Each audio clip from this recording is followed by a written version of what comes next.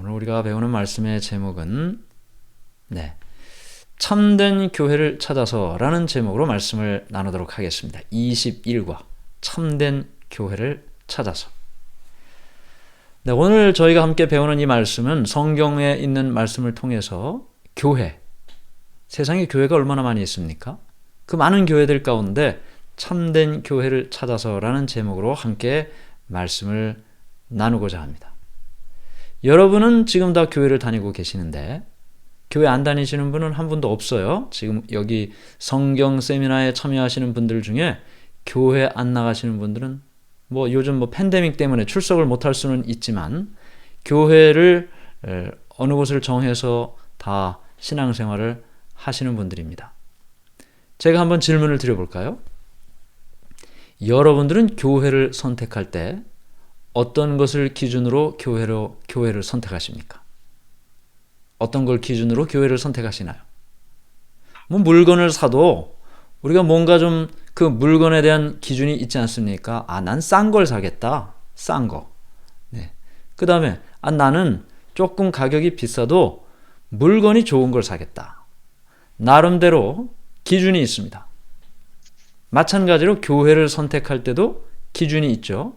여러분은 어떤 기준으로 여러분의 교회를 선택하셨습니까? 건물이 좋아서 선택할 수도 있겠죠. 너무나 쾌적한 건물이에요. 너무나 쾌적한 건물이에요. 어떤 교회는 에스컬레이터가 있죠. 교회. 엘리베이터는 물론이고 에스컬레이터도 있어요. 교회 모든 시설이 너무나 현대적이에요. 의자도 너무 멋있고 스크린도 너무 크고 아주 뷰가 너무 좋아요. 답답하지 않아요. 교회 건물 때문에 이 교회를 선택했습니다. 이런 이야기 할 수 있습니다. 그렇죠? 이런 이야기 할 수 있습니다. 그 다음에 또 어떤 이유로 여러분이 다니는 교회를 선택하셨습니까?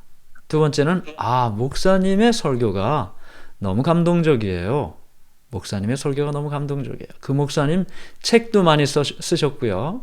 대외적인 활동도 아주 많이 하시고 대단히 유명한 목사님이에요. 그래서 저는 그 목사님이 계신 교회로 다니기를 결정했습니다. 이렇게 할 수도 있습니다.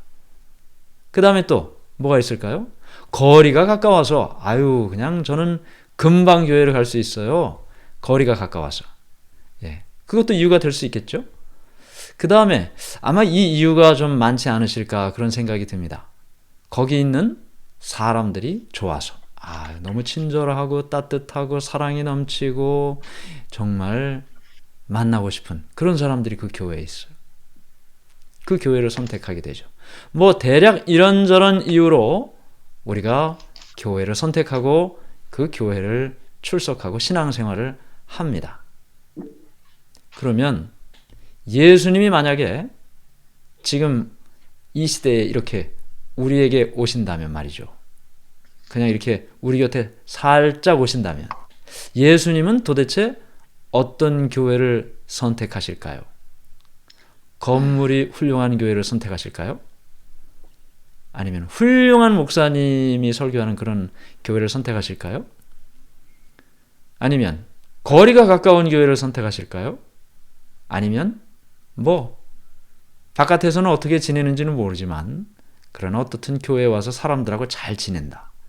좋은 사람이 있는 교회를 선택하실까요? 제 생각에는 예수님이 만약에 이 땅에 오셔서 출석할 교회를 선택하신다면 예수님이 하신 말씀대로 사는 또 그렇게 가르치는 그 교회를 선택하실 것 같습니다. 왜냐하면 그 일을 위해서 목숨을 바치셨기 때문이죠. 오늘 우리가 교회를 선택하는 다양한 이유와 다양한 여러 가지가 있지만 그 중에서 성경을 통해서 참된 교회의 의미를 성경을 통해서 함께 살펴보도록 하겠습니다. 이 말씀을 살펴보기 전에 지난 시간을 우리가 잠깐 복습을 하겠습니다. 성경이 예언하는 미국은 미국에 대한 예언을 우리가 볼 때 둘째 짐승으로 나왔습니다. 그렇죠? 요한계시록 13장에 둘째 짐승으로 나왔고 새끼 양 같은 짐승이었어요. 첫 번째 짐승을 돕는다고 했습니다. 첫 번째 짐승은 캐톨릭 교회의 역사와 일치한다는 사실을 우리가 배웠고, 그래서 이와 같은 일을 통해서 결국은 이 땅에 하나님의 백성들을 핍박하고 마지막 하나님의 백성들을 하나님께로부터 멀어지게 하는 일을 한다고 했습니다.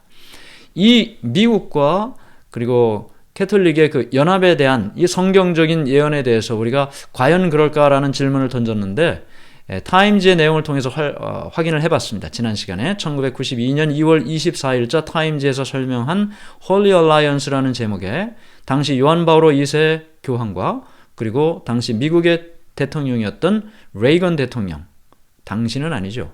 기사가 1992년이고 실제 사건은 10년 전 1982년도에 있었던 소련과 동구 유럽의 자유화를 위해서 미국과 교황청 간의 긴밀한 유대와 협력이 있었음을 우리는 이 내용을 통해서 살펴봤습니다. 그 이후에도 부시 대통령 시절이든 어느 대통령 시절이든 교황청과의 긴밀한 관계를 유지했음을 우리가 살펴봤습니다. 이제 오늘은 우리가 살펴본 서두에서 말씀드린 것처럼 참된 교회를 찾아서라는 제목으로 말씀을 나누도록 하겠습니다. 자, 여기 교재의 첫 번째 질문은 이렇게 이야기하고 있어요. 교회 가는 것이 중요한가요? 중요합니까? 참 요즘처럼 팬데믹 시대에는 이 교회 가는 일이 중요함에도 불구하고 우리가 가지 못하는 어려움에 있는데, 히브리서 10장 25절에는 이렇게 말씀이 기록되어 있습니다. 모이기를 패하는 어떤 사람들의 습관과 같이 하지 말고 오직 권하여 그날이 가까움을 볼수록 더욱 그리하자. 자, 모이기를 패하는 어떤 사람들의 습관과 같이 하지 말라고 했습니다. 그럼 어떻게 하라고요? 모이라는 얘기죠. 모이라는 것입니다. 물론 우리가 공간적으로 함께 모이기는 어렵습니다. 요즘 같은 시대에. 그러나 이렇게 줌으로도 모일 수 있지 않습니까? 뉴욕에서도 같이 여기 모여 계시니 말이죠. 사실 세상이 더 좋아졌어요. 멀리 있는 분들도 다 모일 수 있으니까. 그래서 교회에 가는 일이, 함께 모이는 일이 중요하다라는 사실을 성경은 말합니다. 예수님은 사람들이 교회에 속해야 한다고 생각하셨나요? 예수님의 생각이 중요하죠. 아까 우리가 서두에 생각한 것처럼 마태복음 16장 18절, 내가 이 반석 위에 내 교회를 세우리니. 자, 예수님은 이 땅에 계시는 동안에 늘 규례대로, 자기의 습관대로 하나님께 나가 예배드리고 예배에 참여했습니다. 누가복음 4장 16절, 예수께서 그 자라나신 곳 나사렛에 이르사 안식일에 늘 하시던 대로 회당에 들어가서 성경을 읽으려고 서심해. 예수님은 안식일마다, 우리가 이미 안식일 여러 차례 배웠습니다. 안식일마다 교회에 가서 성경을 읽고 예배를 드렸습니다. 그러므로 예수님 자신이 침례받으셨으니 우리가 침례받고, 예수님 자신이 안식일마다 교회에 가서 예배드리니 우리도 가서 예배드리는 것입니다. 교회 가는 것입니다. 예수님께서 하늘로 승천하시기 전에 이 땅에 교회를 세우셨나요? 사도행전 9장 31절은 이렇게 설명합니다. 그리하여 온 유대와 갈릴리와 사마리아 교회가 평안하여 든든히 서가고 주를 경외함과 성령의 위로로 진행하여 수가 더 많아지니라. 예수님께서 이 땅에 오셔서 십자가에 달려 돌아가셨습니다. 물론 우리 개인의 구원을 위하여 돌아가셨습니다. 그것으로 끝나는 것이 아니죠. 나 구원 받았어요. 그것으로 끝나는 것이 아니죠. 마태복음 28장 18절부터 20절에 볼지어다 너희는 가서, 이 말씀을 통해서 우리는 예수님께서 우리에게 가서 복음을 전하고 가르치고 침례를 주고 제자를 삼아 이 땅에 그리스도인들로 가득 채우라고 말씀하셨습니다. 그것이 지상명령이죠. 그러므로 교회는 그저 일주일에 한 번씩 만나서 웃고 이야기하고 반가워하고 허그 한 번 하고 밥 한 끼 먹고 하는 것이 아니고 하나님의 말씀을 전하기 위한 전초 기지인 것입니다. 그 교회를 세우기 위해서 이 땅에 예수님께서 십자가에 달려 돌아가신 것입니다. 피로 세운 교회죠. 피로 세운 교회. 자신의 구원을 이룰 뿐만 아니라, 우리에게 주셨을 뿐만 아니라 우리의 구원을 다른 사람들에게 전하기 위해서 예수님께서는 교회를 세우신 것입니다. 제자들은 특정한 교회를 세우기 위해 노력했나요? 사도행전 2장 47절, 주께서 구원받은 사람을 날마다 더하게 하시니라. 날마다 더하게 하시니라. 교회는 예수님께서 십자가 달려 돌아가시고 3일 만에 부활하시고 그리고 40일 동안 제자들과 함께 계시면서 그들에게 믿음을 주시고 용기를 주시고 그리고 하늘로 승천하셨어요. 그리고 복음 전하라고 말씀하셨어요. 열심히 그들이 오순절 성령 받기 위해서 기도하고 성령의 능력을 체험하고 설교했을 때 3,000명, 하루에 5,000명 교회에 나왔습니다. 얼마나 사람들이 교회에 나왔겠습니까? 그 당시에는 오늘처럼 우리처럼 이렇게 건물이 있던 시대가 아니었어요. 교회라는 것이. 물론 유대인의 회당은 있었지만 예수님 십자가에 달려 돌아가시고 승천하신 이후에 그리스도인들은 매우 소수였어요. 그들이 흩어져 뿔뿔이 예배를 드린다는 것은 다 가정교회입니다. 가정교회. 누구네 집에서 모이고 누구네 집에서 모이고. 교회당에 건물이 없었어요. 그런데 3,000명, 5,000명씩 그리스도인들이 늘어났을 때 그들이 어떻게 예배드렸을까요? 아마 야외 예배 많이 드렸을 것입니다. 그런데 그들이 그렇게 교회를 세우고 하나님의 말씀을 전하고 그리스도인들이 점점 늘어날 때 그들이 무슨 교파 이름 정하고 이렇게 했을까요? 아닙니다. 그런 거 없었습니다. 그런 거 없었습니다. 하나님의 말씀으로 모이는 거죠. 성경 펴고 예수님께서 주신 말씀 가르치는 거죠. 진리 가운데로 다 모이는 거죠. 그런 교회였습니다. 건물은 없어도 뜨거운 열정과 진리가 그들 가운데 있었습니다. 그들이 모여서 예배드릴 때 집사님이 있어야죠. 초대교회 집사님. 7 집사 선출한 이야기 나오지 않습니까? 장로님도 있었죠. 장로님들도 집사님들이 교회를 잘 받들고 섬기면서 이 교회는 하나님의 말씀을 전하는 진리를 전하는 전초 기지가 됐다는 것입니다. 그것이 제자들이 있었을 때 있었던 교회의 모습입니다. 여기 고린도전서 12장 13절에 우리가 유대인이나 헬라인이나 종이나 자유인이나 다 한 성령으로 침례를 받아 한 몸이 되었고, 자, 침례 받고 뭐가 됐다고요? 한 몸이 됐어요. 아유, 김 집사님, 박 집사님, 최 집사님, 이 장로님 다 뭐가 됐어요? 한 몸이 됐어요. 누구는 팔, 누구는 손, 누구는 다리, 누구는 눈, 코, 입, 귀, 다 자기가 받은 은사를 따라 이 교회에서 몸의 지체가 된 거예요. 침례를 받아 한 몸이 됐어요. 자, 그러면 여기 보면 그는 누군가요? 예수님. 몸인 교회의 머리시라. 자, 우리 좀 앞에서 고린도전서 12장 13절에서 침례를 받아 한 몸이 됐다 그랬어요. 여기까지예요. 여기까지 다. 여러분이나 저나 여기까지. 그 다음에 머리는 누구라고요? 예수님. 그는 몸인 교회의 머리시라. 예수 그리스도가 이 교회의 머리가 되시고 우리는 다 은사를 따라 각 지체로서 이 몸된 교회를 위해 봉사를 하고 있는 것입니다. 그러니 이 교회가 얼마나 아름다운 교회입니까? 진리의 말씀을 전하기 위하여 한 몸이 된 우리 모두가 그리스도를 대장으로 모시고 머리로 모시고 가는 것입니다. 손 따로 발 따로 이게 아니죠. 저희 가서 지금 뭘 집어와야 되는데 손은 저기로 가고 있는데 발은 저기로 가면 되겠습니까? 안 되죠. 한 몸이니까. 같이 가는 거예요. 같이 하는 거예요. 무엇을 위해서? 진리를 전하는 그 일을 위해서. 초대교회는 바로 그런 교회였습니다. 사도 바울은 교회를 어떻게 표현했습니까? 디모데전서 3장 15절에 만일 내가 지체하면 너로 하여금 하나님의 집에서 어떻게 행하여야 할지를 알게 하려 함이니 이 집은 살아계신 하나님의 교회요 진리의 기둥과 터니라. 자, 이 집은 지금 교회예요. 살아계신 하나님의 교회. 살아계신 하나님의 교회. 그런데 그 교회가 어떻다고요? 진리의 기둥과 터다. 그러니까 교회라는 것은 사실 교회하면 건물 잡고 생각하는데 이 뒤에도 나오지만 우리 맨 마지막 질문에 나오죠. 교회라는 말이 에클레시아. 불러냄을 받은 사람들. 사람이에요. 사람. 저 세상에서 그리스도의 부름을 받고 불러냄을 받은 사람들이 교회예요. 여러분이 교회고 제가 교회고. 그렇게 모여서 예배당에서 예배 드리는 것입니다. 여러분도 교회고 저도 교회예요. 그런데 이 살아계신 하나님의 교회가 어떻다고요? 진리의 기둥과 터다. 이 안에 진리가 있어야 된다는 거죠. 여러분 안에 진리가 있어야 된다는 거죠. 여러분이 교회에 나가는 목적이 무엇이건 간에 그 모든 것은 다 지엽적인 일입니다. 밥 한 끼 교회 가서 먹는 거, 아유 반갑습니다 집사님, 반갑습니다 장로님, 어떻게 지내셨어요? 다 필요합니다. 그러나 그것 때문에 교회 나가는 거 아닙니다. 뭡니까?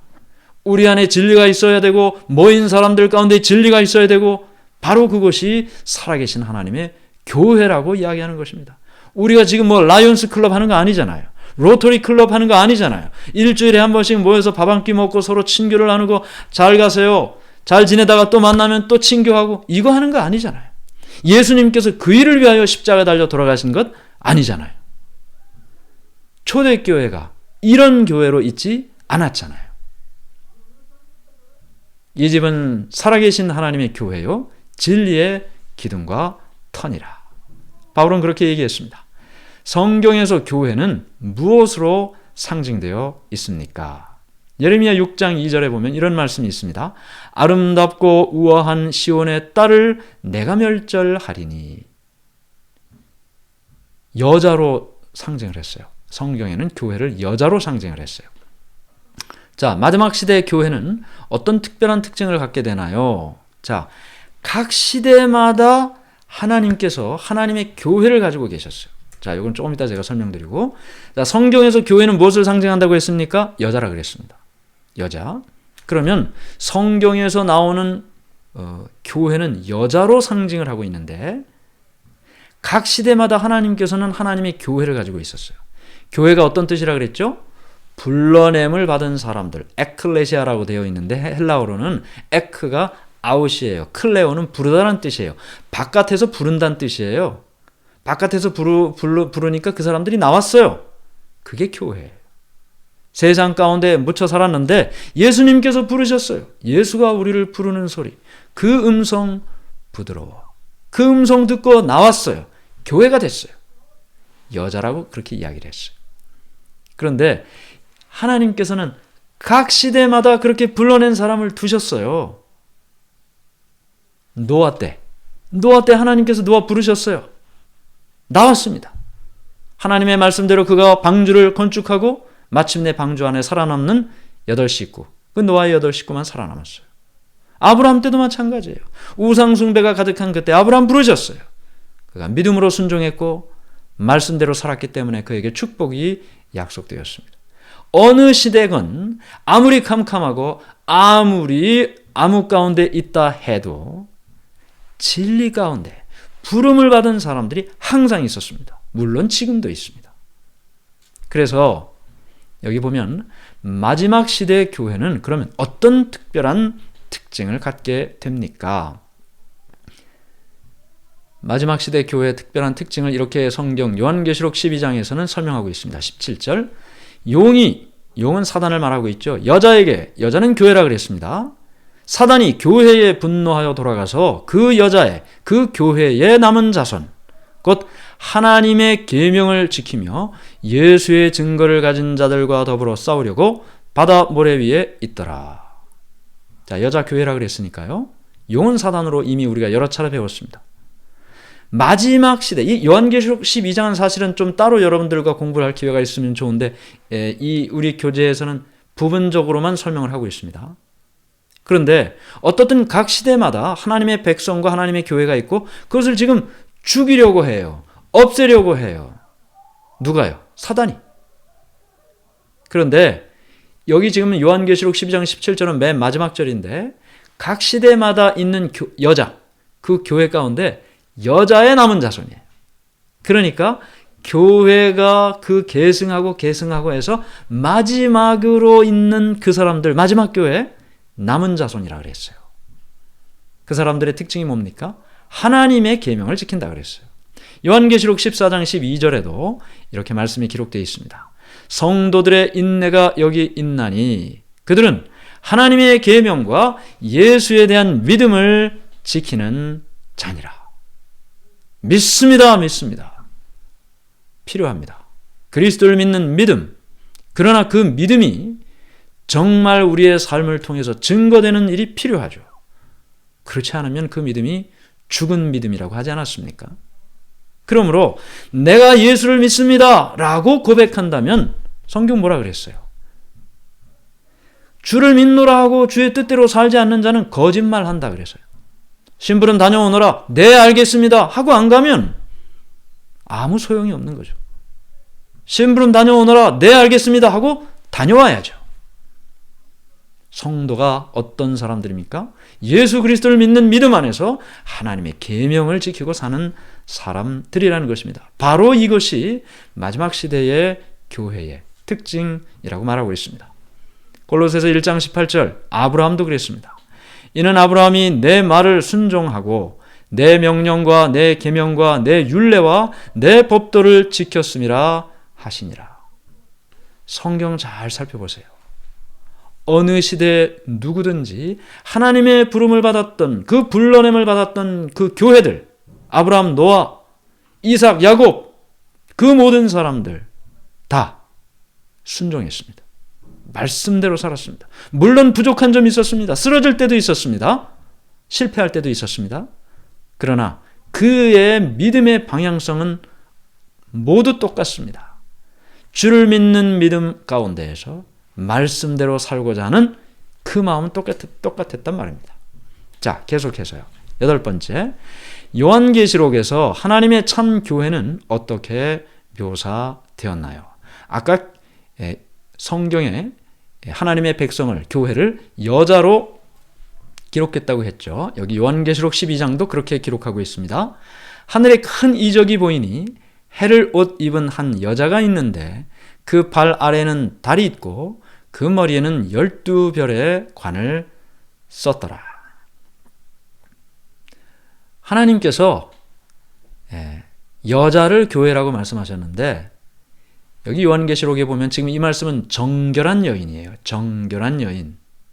그 다음에 저 뒤에 보면 또 무슨 여인이 나오냐면 부정한 여인이 나와요. 정결한 여인은 정결한 교회, 부정한 여인은 부정한 교회. 정결한 교회는 어떻다는 거예요? 한 남편인 하나님만 섬기고 산다는 거예요. 부정한 여인은 뭐예요? 남편이 많아요. 하나님을 섬긴다고는 하지만 우상도 같이 섬겨요. 부정한 여인으로 상징적으로 예언이 되어 있습니다. 오늘은 이제 그 내용을 우리가 살펴보는 시간은 아니고요. 어떻든 요한계시록의 하나님의 참 교회는 바로 이렇게 정결한 여인으로 상징되어 있는 것입니다. 그런데 이 정결한 여인으로 상징된 하나님의 교회를 사단은 어떻게 하나요? 사탄은 어떻게 하나님의 교회를 공격 대상으로 삼아 왔나요? 요한계시록 12장 13절, 용이 자기가 땅으로 내쫓긴 것을 보고 남자를 낳은 여자를 박해하는지라. 자, 용은 사단이라고 했습니다. 남자를 낳은 여자를 박해한다. 여기서의 남자는 예수님을 상징합니다. 그런데 여자는 누구예요? 예수님을 이 땅에 출생시킨 하나님의 백성을 상징합니다. 하나님의 교회를 상징한다는 말이죠. 각 시대마다 하나님의 말씀대로 사는 하나님의 백성들이 하나님의 교회라고 했으니까 말이죠. 그래서 사단은 하나님의 교회를 공격 대상으로 삼고 핍박하고 박해하는 일을 역사적으로 오랫동안 해왔습니다. 오랫동안 해왔습니다. 어떻게 해서든지 죽이고 박해해서 그들의 믿음을 쓰러뜨리려고 했고 뿌리째 뽑아내려고 했습니다. 최초의 순교자인 아벨부터 그런 일을 당했습니다. 그래서 핍박이 사단의 첫 번째 방법이에요. 하나님의 백성을 이 땅에서 몰아내기 위한 사단의 첫 번째 방법은 핍박이에요. 어떻게 해서든지 핍박하고 박해하고 해서 그들의 믿음을 철회하게 만드는 거예요. 부인하게 만드는 거예요. 하나님 믿어?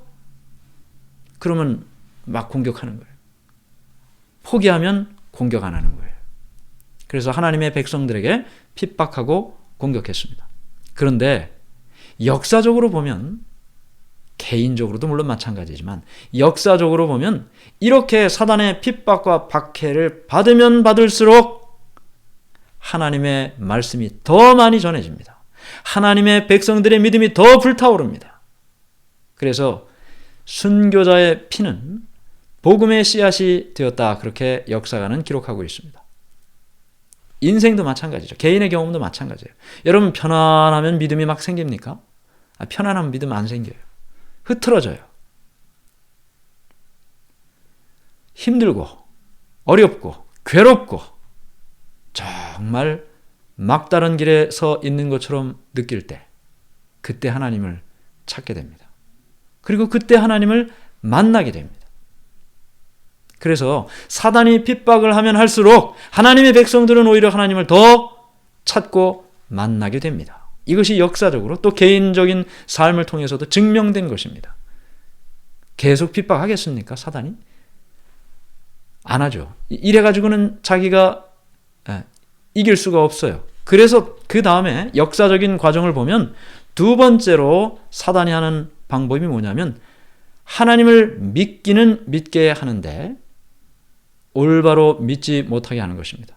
아까 이야기한 거죠. 정결한 여인이 정결한 교회, 한 남편만을 섬기는 그 정결한 교회, 하나님만을 섬기는, 그런데 어떻다고요? 부정한 교회는 우상 숭배하고 하나님 섬기고 다 같이 하는 거예요. 타락하는 거죠. 결국은 사탄은 이 땅에 하나님의 교회를 첫 번째는 핍박해서 안 되니까 두 번째는 타락시키는 일을 선택하게 됩니다. 중세 시대 동안 교회에 무슨 일이 일어났습니까? 데살로니가후서 2장 3절. 누가 어떻게 하여도 너희가 미혹되지 말라. 먼저 배교하는 일이 있고 저 불법의 사람 곧 멸망의 아들이 나타나기 전에는 그날이 이르지 아니하리니. 자, 배교하는 일이 있겠다 그랬어요. 배교. 예? 하나님의 말씀대로 살다가 돌아서는 거죠. 돌아서는 겁니다. 이 중세 시대 동안 교회에 이와 같은 일이 일어나게 된다라는 말씀을 지금 우리가 보고 있는데요. 처음에는 핍박했다 그랬죠. 콜로세움 경기장에서, 카타콤에서 얼마나 많은 그리스도인들이 순교를 당했습니까? 그런데 나중에 어떻게 됐어요? 다시 교회가 타락하는 일이 나타났어요. 예, 똑같은 것처럼 보이는데 똑같지 않아요. 비슷은 해요. 똑같지 않아요. 예배를 드리는 것 같은데 똑같지 않아요. 예배를 드리는 날인 것 같은데 똑같지 않아요. 비슷해요. 하나님을 믿는 것 같은데 비슷해요. 뭐하고요? 우상 숭배하고 비슷해요. 그와 같은 일이 이 교회 안에 등장하게 된다는 것입니다. 박해 시기, 핍박받고 박해하는 그 기간 동안 이 교회가 어떻게 될까요? 성경은 이렇게 예언하고 있습니다.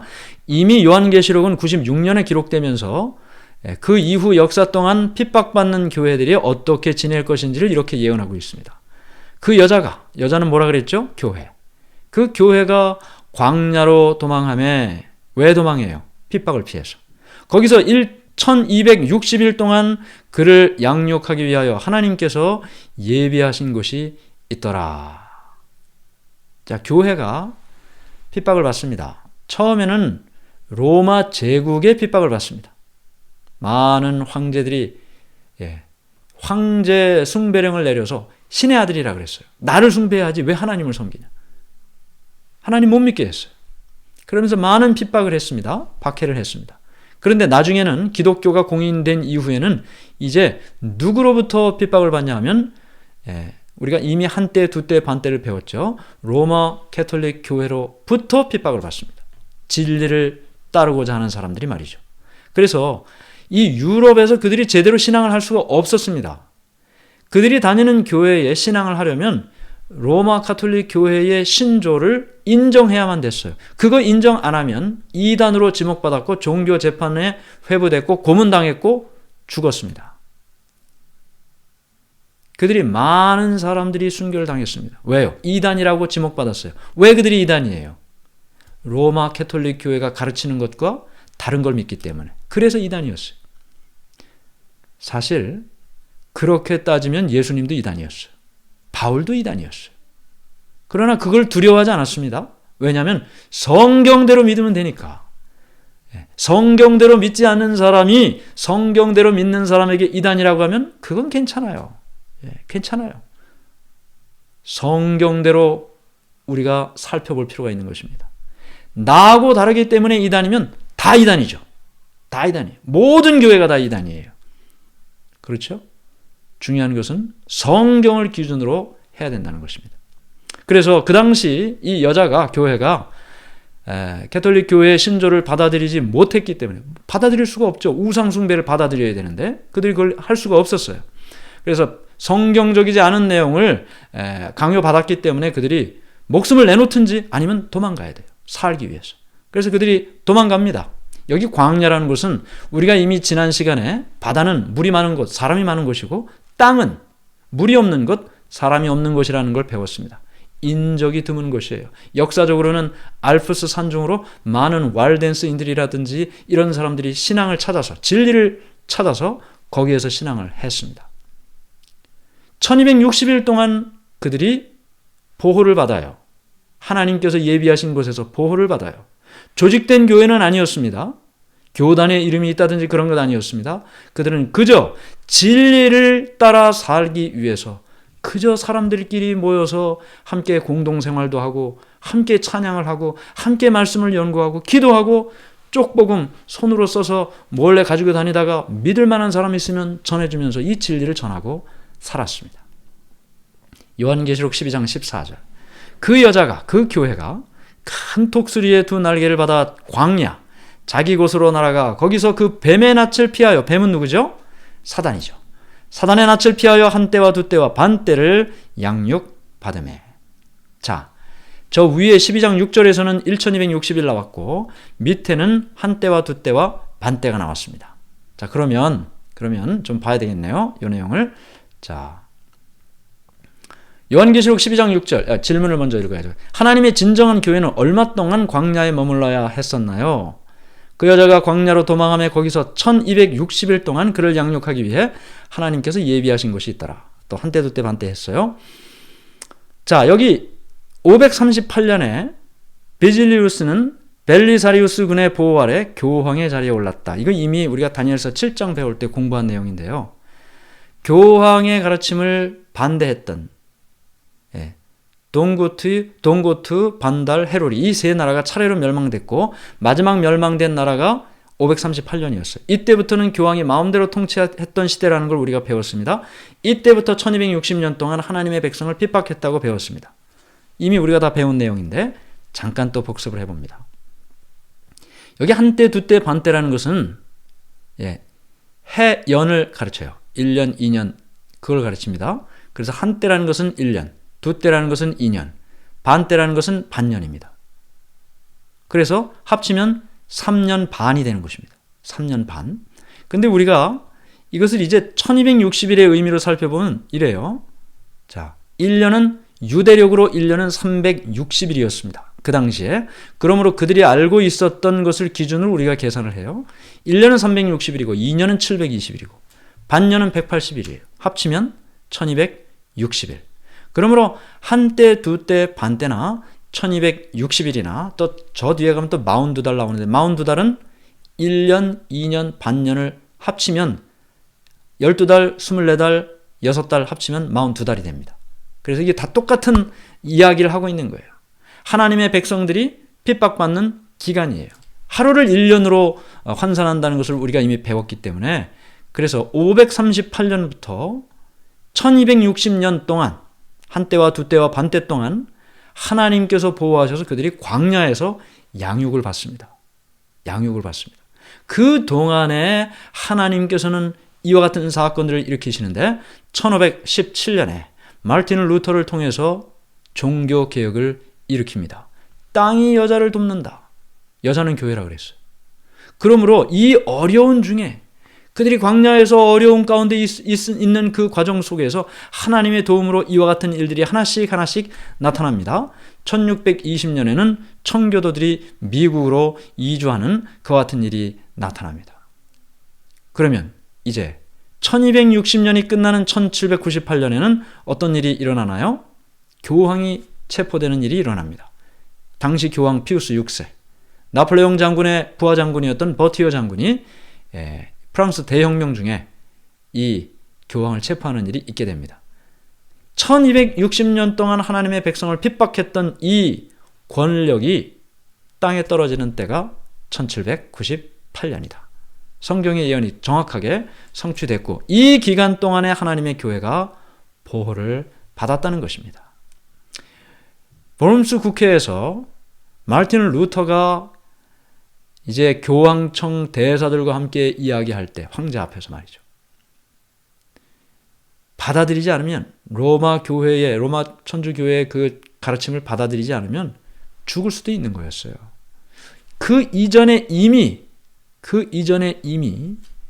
위클립이라든지 허스라든지 제롬은 이미 이런 자리에서 진리를 가르치다가 우상숭배의 캐톨릭 교회에서 가르치는 우상숭배를 받아들이지 않으므로 그들은 다 화형당했습니다. 그러나 하나님께서 마르틴 루터에게 아직도 사명이 남겨져 있어서 그를 보호해 주셨고 그 이후에 개혁사업은 계속 전진하게 됐던 것입니다. 이제 이 모든 과정 속에서 13번째요. 마지막 시대 하나님의 교회를 향한 사단은 어떤 태도를 갖나요? 이렇게 교회를 핍박하던 이 사단이 그 여자를 핍박하던 사단이 여자의 남은 자손 마지막 시대의 교회거든요. 그들을 향해서는 어떻게 하고 있는지 용이 여자에게 분노하여 돌아가서 그 여자의 남은 자손 곧 하나님의 계명을 지키며 예수의 증거를 가진 자들과 더불어 싸우려고 바다 모래 위에 서 있더라. 누구와 싸우려고요? 자, 계시록 12장에는 말이죠. 계속 사단이 누군가와 싸웁니다. 아까 앞에는 여자와 싸웠어요. 여자는 교회예요. 지금은 누구와 싸워요? 아무리 핍박해도 교회가 무너지지 않아요. 그래서 타락시켰어요. 우상숭배를 막 섞어버렸어요. 성경에 있지 않은 것을 다 집어넣어버렸어요. 그런데도 진리를 가지고 있는 사람들은 여전히 하나님 말씀대로 살고 있단 말입니다. 그들이 누구예요? 그 여자의 남은 자손이에요. 하나님의 계명을 지키고 예수의 증거를 가진 자들. 이번엔 대상이 바뀌어요. 여자 이제 다 타락했어요. 다 부패했어요. 여자의 남은 자손. 그들이 사단의 마지막 공격 목표입니다. 그러나 우리가 중요하게 생각할 것은 뭐냐면 우리는 이미 이긴 싸움을 싸우고 있는 겁니다. 이긴 싸움. 이게 무슨 말이냐? 예수님께서 이미 십자가 달려 돌아가실 때 창세기 3장 15절에 여자의 후손의 예언을 성취하셨어요. 어떻게 해요? 그 여자의 후손이 뱀의 머리를 상하게 한다. 뱀은 여자의 후손의 발꿈치를 상하게 한다. 예언이 되어 있어요. 그러면 여자의 후손인 예수님이 어떻게 해요? 뱀의 머리를 상하게 한다고 했으니까 예수님이 승리하시는 거죠. 그러므로 지금 사단이 남은 자손을 공격하려고 해도 결국은 누가 이기는 겁니까? 남은 자손이 승리합니다. 누구와 함께? 예수님과 함께. 말씀과 함께 승리하게 되어 있어요. 그것이 성경의 약속이에요. 바다 모래 위에서 이 여자의 남은 자손 하나님의 계명을 지키고 예수의 증거를 가진 자들과 싸우려고 이렇게 해도 결국에는 사단이 패배하게 된다는 것입니다. 하나님의 마지막 교회의 특징은 뭡니까?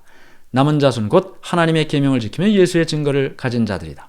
자, 저는 오늘 이 자리에서 여러분들과 함께 이 마지막 교회의 특징을 말씀을 드리면서 지금까지 여러분과 제가 배운 말씀을 함께 복습을 하려고 합니다.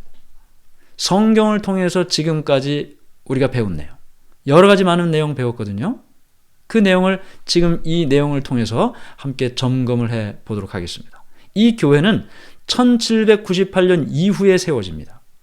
마지막 교회라고 하는 남은 자손이라고 하는 하나님의 계명을 지키고 예수의 증거를 가진 그 특징을 가진 이 교회는 말이죠. 왜요? 1260년 동안 양육을 받은 다음에 여자의 남은 자손이 등장하는 거예요. 1260년 동안은 누구예요? 여자예요. 아직도 여자. 그 기간이 지난 다음에 등장하는 교회가 여자의 남은 자손. 그러므로 이 여자의 남은 자손 마지막 교회는 1798년 이후에 등장하는 것입니다. 초대교회 가르침을 계승하는 교회예요. 예수님께서 이 땅에 오셔서 백성들에게 제자들에게 가르쳤던 그 교회, 진리를 따라 모이는 교회, 교파 이름 뭐 이런 거 이게 중요한 게 아니고 진리를 따라 모이는 교회, 초대교회 가르침을 계승하는 교회입니다. 세계적인 재림 운동을 하는 교회예요. 요한계시록 14장에 예언되어 있습니다. 우리가 나중에 함께 배우게 될 것입니다. 영원한 복음의 기별을 전하는 교회고, 그리고 안식일 준수를 포함한 하나님의 계명을 믿고 순종하는 교회예요. 죽음은 예수님 재림하실 때까지 잠으로 설명하고 예수님 재림하실 때 부활한다는 사실을, 깨어난다는 사실을 가르치는 교회예요. 예언의 은사를 포함해서 성령의 은사를 믿는 교회예요. 저는 이 교회가 제7일 안식일 예수 재림 교회라는 사실을 믿고 있습니다. 물론 제가 처음부터 여러분들과 함께 이야기하면서 제7일 안식일 예수 재림 교회에 있는 사람들은 다 구원받고 나머지는 다 구원 못 받고 그거 아니라고 제가 분명히 말씀드렸습니다. 여전히 여러 곳에는 가톨릭 교회도 마찬가지예요. 그곳에도 진리를 사랑하는 분들이 있어요. 하나님을 사랑하는 분들이 있어요. 하나님의 뜻대로 살기를 원하는 사람들이 있어요. 그분들이 다 진리를 따라 모이게 된다는 것입니다. 진리를 따라 모이게 된다는 것입니다. 물론 제7일 안식일 예수 재림교회도 이 진리를 다 가르치고 있지만 이 진리를 깨닫지 못하고 진리를 따라 살지 못하는 사람도 물론 있어요. 그러므로 중요한 것은 우리가 진리를 따라 살기로 마음으로 결심하는 일이 가장 중요하다는 것입니다. 그러므로 우리는 지금 이 나타난 여러 이 성경에 나타난 마지막 교회의 특징, 이 특징들이 제7일 안식일 예수 재림 교회에서 가르치는 가르침과 일치한다라는 사실을 말씀드리게 되는 것입니다. 저는 이 가톨릭 교회에 관한 말씀을 여러 작은 뿌리라든지 또 계시록 13장의 내용이라든지 말씀드렸어요. 그러나 제가 그때도 말씀을 드릴 때도 그것이 그 사람을 이야기하는 것 아니라는 것 분명히 말씀드렸습니다. 다만 그 가톨릭 교회의 역사가 성경에 나타난 작은 뿔, 이 적그리스도의 특징과 일치한다는 사실을 말씀드린 거예요. 그 안에 있는 많은 신실한 분들이 있다는 사실을 제가 말씀드렸어요. 반대로 지금 마지막 교회의 특징이라고 이야기하는 이 모든 특징들이 제7일 안식일 예수 재림 교회의 교회의 가르침과 일치해요. 그것이 사실이에요. 그러나 그럼에도 불구하고 그 안에 있는 사람의 문제는 또 다른 문제라는 것입니다. 그러므로 우리는 제7일 안식일 예수 재림 교회에 있든지 아니면 그 바깥에 있든지 중요한 것은 진리를 향해서 나가고자 하는 노력이 필요하다는 것입니다. 자, 계속해서. 중요한 것은 자, 창세기부터 새 세상까지 이어지는 이 하나님의 말씀에 충실한 순종하는 백성들의 계보라고 되어 있는데 제가 이 내용을 좀 살펴보도록 하겠습니다. 네, 이 내용을 먼저 좀 살펴보고요. 네. 자, 창조 때 안식일 지켰죠? 노아가 계명을 순종했습니다. 말씀대로 방주 건축했습니다. 아브라함 계명 순종했습니다. 아까 우리가 살펴봤죠? 그 다음에 이스라엘이 계명 보존하고 순종했습니다. 초기 교회 계명 순종했습니다. 그들이 다 안식일 지켰습니다. 왈덴스인들 저 알프스 산중에서 1260년 동안 그들이 진리를 보존하면서 말씀대로 순종하고 살았습니다. 개혁자들 순종하고 살았습니다. 말씀대로 살자고 개혁한 것이죠. 그 다음에 재림교회 계명 순종하고 있습니다. 새하늘과 새 땅 가서도 마찬가지입니다. 그러므로 이 모든 창조 때부터 시작하여 예수님이 이 땅에 계셨던 시대와 초대교회 시대를 포함하고 광야에서 고통받았던 그 광야교회를 포함해서 하나님께서는 모든 시대마다 하나님의 교회를 가지고 계신다. 하나님의 말씀을 따라 살고자 하는 사람들을 가지고 계신다. 이 제7일 안식일 예수 재림교회는 처음에 시작할 때 교단으로 시작된 것이 아니었습니다. 그들이 다 진리를 따라 살고자 하는 마음으로 함께 진리를 연구한 사람들이 모여서 이 재림교회가 시작이 되었어요. 성공회에서는 회심을 체험하는 것과 속죄 그리고 재림의 기별을 받아들이게 됩니다. 감리교회에서는 사랑의 실천과 성령 성화를 받아들이게 되고 루터파에서는 성경의 권위 믿음의 의의를 받아들이고 재침례파에서는 유아 세례를 부정하고 정교 분류를 받아들이게 되고 침례파에서는 유아 세례 부정하고 침례와 성찬식을 받아들이고 개혁주의에서는 성경과 교회를 강조하고 그리고 장로 제도를 받아들였고 장로교회로부터는 하나님의 주권과 장로 제도를 받아들였고 그리고 제7일 침례교회에서는 안식일과 침례를 받아들여서 결국은 오늘날 이 모든 진리들의 집합체가 된 제7일 안식일 예수 재림교회로서 지금 있는 것입니다. 재림교회 교리, 이 모든 것들이 이와 같이 되어 있어요. 믿음으로 구원받습니다. 믿음으로 구원받습니다. 예수 그리스도의 십자가 보혈로 구원받습니다. 십계명의 안식일을 순종합니다. 그 사랑이 너무 크기 때문에 하나님의 말씀대로 살고자 하는 것입니다. 침례를 받고 주님의 몸된 교회를 받들고 섬기기 시작합니다. 성서의 진리를 받아들이고 그리고 성경의 예언을 믿고 그 예언의 성취를 따라 삽니다. 그리고 건강기별의 중요성을 이야기합니다. 예수님께서 재림하실 것이고 죽은 모든 의인들이 부활할 것을 믿습니다. 영혼이 죽은 다음에 영혼이 살아서 움직이는 것이 아니고 영혼은 죽음과 함께 잠든 상태가 된다는 사실을 우리가 믿습니다. 그리스도인 가정과 교육의 중요성을 강조합니다.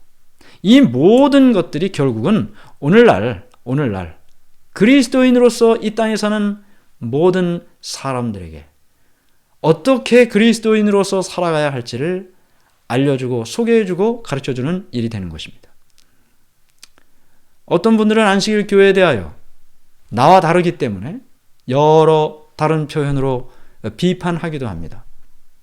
그 비판 사실 예수님께서도 많이 받으셨습니다. 왜냐하면 그 당시 바리새인들과 달랐기 때문이죠. 사두개인들과도 달랐기 때문입니다. 성경적이었기 때문이죠. 여기 안식일 교회에 대한 여러 권위 있는 문서들의 증언을 좀 살펴보고자 합니다. 옥스퍼드 기독교회 사전은 이렇게 기록하고 있습니다. 안식일 교회에 대해서요. 그들은 성경이 신앙과 행실에 무한 규칙을 제공하며 그리스도의 재림이 임박하였음을 믿는 충실한 개신교 단체이다. 종교사전입니다. 비록 어떤 기독교인들은 그들을 이단이라고 비난하나 그들의 신학은 본질적으로 정통이다. 영국 백과사전이에요. 재림교인들은 모든 기독교인들이 지니고 있는 기본 신앙을 똑같이 가지고 있고 신구약 성경의 권위를 받아들인다. 개인적으로 또는 어떤 특정 교단이 재림교회를 안식일교회를 이단으로 지목하고 그렇게 이야기할 수 있습니다. 그 교회와 다르기 때문이죠. 그러나 여러 과정을 통해서 성경을 토대로 이야기했을 때는 그렇지 않습니다. 나와 다르기 때문이 이단이 아니고 성경과 달라야 이단이죠. 자, 여기 꽤 오래된 신문인데요. 1996년 7월 22일자 한국에서 발간된 기독저널 신문에 보면 안식일 교회 이단 아닌 정통교회라는 기사를 낸 적이 있습니다. 물론 그 이후에도 여러 종교 토론을 통해서 재림교회가 안식일 교회가 이단이 아니고 정통교회라는 사실을 공공연하게 아주 공식적으로 발표한 바가 있습니다. 사실 이것이 중요한 것은 아닙니다. 중요한 것은 성경적이냐 아니냐가 중요한 것이죠. 예수님께서는 얼마나 많은 교회를 이 땅에 세우고자 하시나요? 에베소서 4장 4절 5절 몸이 하나요 성령도 한 분이시니 이와 같이 너희가 부르심의 한 소망 안에서 부르심을 받았느니라. 주도 한 분이시요 믿음도 하나요 침례도 하나요 진리도 하나요 그 진리를 따르는 교회도 하나요. 우리의 마음속에 진리를 따르고자 하는 마음이 있으면 결국에는 모이게 되어 있습니다. 만나게 되어 있습니다. 하나님께서는 마지막 시대에 혼동된 종교를 가리켜 바벨론이라고 부르십니다. 예수님께서는 마지막 남은 무리 안에 들지 아니한 사람들을 어떻게 초대하시고 계신가요? 여기 다음 시간에 배울 내용을 서론적으로 여기서 이야기를 했습니다. 요한계시록 18장 4절 또 내가 들으니 하늘로부터 다른 음성이 나서 이르되 내 백성아 거기서 나와 그의 죄에 참여하지 말고 그가 받을 재앙들을 받지 말라. 여자의 남은 자손 배웠습니다. 그 특징이 제7일 안식일 예수 재림교회와 일치한다는 사실을 말씀드렸습니다. 그러면 여기 있는 사람만 하나님 백성인가요? 제가 아니라 그랬잖아요. 그렇죠? 여기는 남은 무리라 그랬어요. 남은 무리. 이름이 달라요. 여자의 남은 자손이라는 이 사람들이 있고 제7일 안식일 예수 재림교회의 특징과 일치하는 이 사람들이 있고 그 다음에 여기 보면 내 백성이라고 그랬어요. 내 백성. 바벨론이라고 하는 것은 뭐냐면 섞인다는 뜻입니다. 섞여 있다. 바벨이라는 것이 섞인다는 뜻이에요. 바벨탑 세울 때 언어가 혼잡해졌잖아요. 섞였잖아요. 그 전에는 한 언어였는데 하나님께서 바벨탑 세우지 못하도록 언어를 다 섞어 놓으셨어요. 바벨이 섞이다는 뜻이에요. 진리가 오리와 섞여 있다는 거예요. 그것을 성경은 영적인 바벨론이라 그랬어요. 세상에 많은 교회가 있어요. 그 교회들 가운데 진리가 살아 숨쉬는 교회가 어느 교회냔 말이에요. 진리와 오류가 섞여 있는 교회는 어느 교회냔 말이에요. 만일 진리와 오류가 섞여 있는 교회에 있다면 지금 성경은 그것을 섞인 바벨론이라고 말하고 있습니다. 그리고 지금 뭐라고 말씀하고 있습니까? 하늘로부터 다른 음성이 나서 이르되 누구라고 그랬어요? 내 백성이라 그랬어요. 진리와 오류가 섞여 있는 곳에 있는 사람들, 진리와 오류가 섞여 있는 그곳에 있는데 하나님의 말씀대로 살고자 하는 사람들이 있어요. 그 사람들을 하나님께서 누구라고 그러셨어요? 내 백성이라 그랬어요. 하나님 백성이라 그랬어요. 그리고 거기서 나오라고 하셨어요. 그의 죄에 참여하지 말고 그가 받을 재앙들을 받지 말라고 말씀하셨어요. 이것이 하나님의 이 마지막 시대에 하나님의 백성을 향한 간절한 호소고 초청입니다. 또 이사야가 이스라엘에 관하여 외치되 이스라엘 뭇자손의 수가 비록 바다의 모래 같을지라도 남은 자만 구원을 얻으리니 주께서 땅 위에서 그 말씀을 이루사 필하시고 끝내시리라 하셨느니라. 또 이 무리에 듣지 아니한 다른 양들이 내게 있어 내가 인도하여야 할 터이니 그들도 내 음성을 듣고 한 무리가 되어 한 목자에게 있으리라. 자, 이게 무슨 말이에요? 우리에 지금 있는데 우리 안에 들지 않은 다른 양이 있어요. 그 다른 양을 예수님께서 목자가 되셔서 인도하러 오신 거예요. 그리고 그들을 어떻게 해요? 음성을 듣고 다시 그들이 어떻게 해요? 여기 있는 이 우리 안에 있는 이 양들과 한 무리가 돼서 한 목자에 있을 것이다. 저는 여러분들이 다 하나님의 은혜로 복을 받으시고 진리의 말씀대로 사시기를 참 마음으로 소원합니다. 여기 제가 마지막으로 한 말씀을 드리고 마치고자 합니다. 이거 유명한 포스터죠. 타이타닉이라는 유명한 영화의 포스터입니다. 케이트 윈슬렛과 레오나르도 디카프리오, 이 영화로 스타가 된 그런 영화입니다. 우리가 너무나 잘 아는 이야기죠. 1912년 4월 14일 정말 지금까지 건조된 적이 없는 그 배가, 이 타이타닉이 만들어졌습니다. 저 배 한번 타보는 것이 사람들의 소원이었고 많은 부유한 사람들이 이 배에 탑승했습니다. 그런데 2224명을 태우고 승객과 승무원을 태우고 영국 사우스햄프턴 항을 출항을 한 그 배가 마침내 항해를 하고 가는데 16개의 방수 구획실이 있어요. 저 밑에, 배 밑에 칸이 여러 가지 있어요. 근데 거기에 4칸의 물이 차도 침몰하지 않아요. 그만큼 그 당시에 과학으로는 최첨단의 배가 만들어진 거예요. 그래서 사람들은 특히 이 선장은 하나님도 침몰시키지 못하는 배라고 그렇게 단언을 합니다. 그런데 문제가 생기기 시작해요. 바다의 물결이 이상해요. 선장 아주 안심했어요. 뭐 늘 이맘때면 늘 그렇죠. 뭐 입에 절대 침몰 안 됩니다. 그런데 1912년 4월 15일 밤 12시경 결국 절대로 침몰하지 않을 것 같았던 이 타이타닉 이 배가 결국은 침몰을 하게 됩니다. 6개의 방수 구획실에 물이 차면서 침몰을 하게 돼요. 뭐 타이타닉 영화를 통해서도 이미 소개가 됐지만 많은 사람들이 살기 위해서 발버둥을 쳤고 여자와 어린이를 중심으로 해서 구명보트에 태우고 했지만 수많은 사람들이 살고자 발버둥을 치다가 결국은 이 배와 함께 죽게 됩니다. 1912년 4월 15일 02시 20분 이 배는 완전히 침몰하게 됐고 승객 2224명 중에 사망은 1515명, 구조된 사람들은 어린이와 여자들을 중심으로 한 709명밖에 되질 않았던 것입니다. 누가 이 배가 침몰할 줄 알았습니까? 아무도 그런 생각을 못했습니다. 그런데 침몰했습니다. 여기 유명한 유대인 랍비인 아브라함 조슈아 헤셀이 이런 말을 했습니다. 멸망의 신호탄이 들리는데 사람들은 전혀 불안해하지 않고 즐거움을 찾는데 열중하고 있다.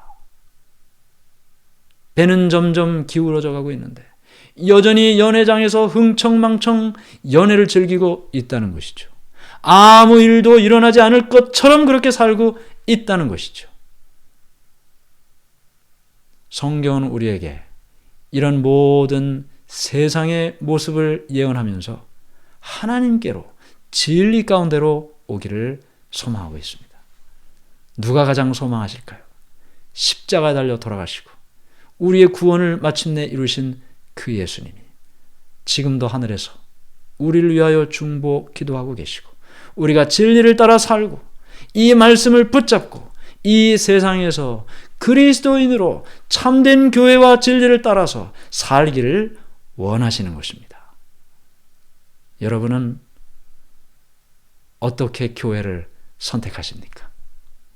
가까운 교회를 선택하십니까? 훌륭한 목사님 있는 교회를 선택하십니까? 큰 건물 교회를 선택하십니까? 오늘 예수님이 선택하실 교회를 선택하시기를 바라면서 말씀을 마치겠습니다.